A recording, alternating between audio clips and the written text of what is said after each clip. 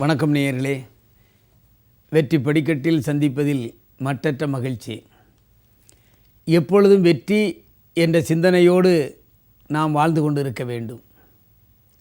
வெற்றி சிந்தனை நமது உணர்வின் அடிப்படையில், உணர்வின் அடித்தளத்தில், சிந்தனையின் வழிகாட்டியாக உணர்வு நமக்கு வழிகாட்டும்.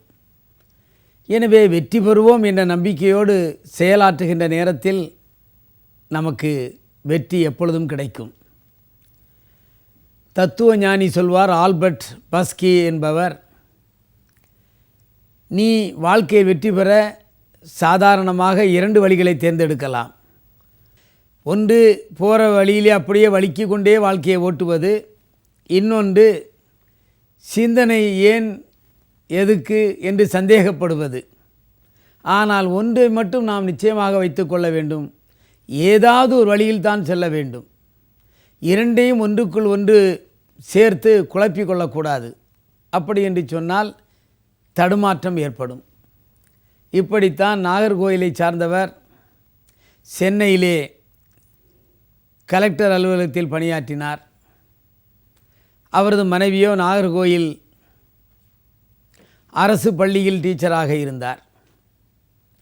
2 பேரும் அங்கிருந்து இங்கும் இங்கிருந்து அங்கும் செல்வதற்கு ரயில் பஸ் என்று பயணப்பட்டு மிகவும் சளைத்து போய்விட்டார்கள். எனவே கலெக்டர் அலுவலகத்தில் இருந்தவர் நாகர்கோயிலுக்கு மாற்றம் வேண்டி விண்ணப்பம் கொடுத்தார்.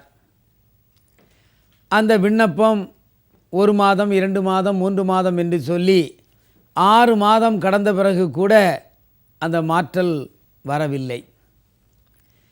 உடனே ஒரு குறுக்கு வழியில் சிந்தித்தார். நாகர்கோயில் பணியாற்றுகின்ற தனது மனைவியை சென்னைக்கு மாற்றல் வாங்கி கொண்டு வந்து விடலாம் என்று சொல்லி மனைவியிடம் டிரான்ஸ்ஃபர் வாங்குவதற்கு கடிதத்தை கொடுக்க சொன்னார். அந்த டீச்சருக்கு 1 வார காலத்திலேயே மாற்றல் சென்னைக்கு வந்து விட்டது.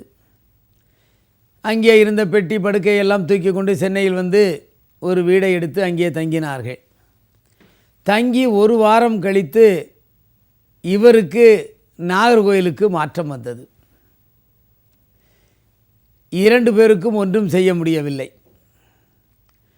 அவர் ஒரு காரியத்தை மட்டும் சரியாக செய்திருந்தால், ஒரே வழியை பின்படுத்தி அந்த கலெக்டர் அலுவலகத்தில் மாற்றல் என்னவாகிவிட்டது, இன்னும் எவ்வளவு காலம் ஆகும் என்று சரியாக பார்க்காமல் இருந்ததினால் அவரது மனைவிக்கு சென்னைக்கும் இவரது வேலை நாகர்கோயிலுக்கும் வந்தது. எனவே பயணம் அவருக்கு தொடர்ந்து ரயிலிலும் பஸ்ஸிலும் தான் இருந்தது. இதற்கு காரணம் என்ன? அடித்தளத்தில் வருகின்ற அந்த வெற்றி என்ற சிந்தனையை அவர் தொடர்ந்து பயன்படுத்தியிருக்க வேண்டும். 1 முறைக்கு 2 முறை அங்கே இருக்கின்ற அதிகாரியிடம் கலந்து, என் நிலைமை எப்படி இருக்கிறது, நீங்கள் எனக்கு கண்டிப்பாக நாகர்கோயிலுக்கு டிரான்ஸ்ஃபர் தர வேண்டும் என்று சொல்லியிருந்தால் இன்னும் ஒரு 3 மாதங்கள் காத்திருந்தால் கூட வந்திருக்கும். ஆனால் அவர் பொறுமையின்மையான காரணத்தினால் அவர் மனைவி இங்கே வந்தார், இவருக்கும் அங்கே டிரான்ஸ்ஃபர் வந்து விட்டது. எனவே வாழ்க்கை பயணத்தில் நாம் சில நேரத்தில் 2 வழியில் நாம் பயணம் செய்ய முடியாது. ஒரே பயணத்தில் முழு நம்பிக்கையோடு அதை சாதிக்க வேண்டும் என்ற எண்ணத்தோடு நாம் பயணப்பட்டால் வெற்றி நமக்கு நிச்சயமாக கிடைக்கும்.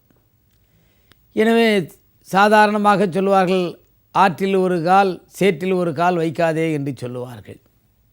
அதைப்போல எதையும் நாம் முடிவெடுத்து செயல்பட்டால் அதை நாம் ஆழமாக சிந்தித்து, விவேகமாக சிந்தித்து அதற்குரிய வெற்றியை நிச்சயமாக பெற வேண்டும் என்று சொல்லி மீண்டும் உங்களை நாளை காலையிலும் மாலையிலும் சந்திக்கின்றேன். நன்றி, வணக்கம்.